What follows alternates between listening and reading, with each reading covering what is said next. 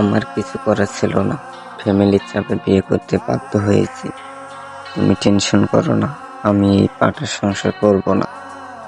তাই বাসা থেকে বের হওয়ার সময় বিষ পান করেছি।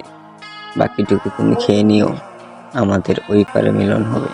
ইতি তোমার প্রিয়তমা।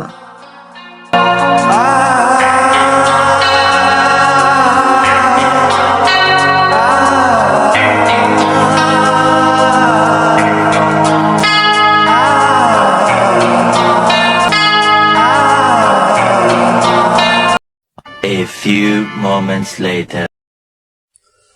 আমি সারা জীবন তোমার বুকে এভাবে থাকতে চাই।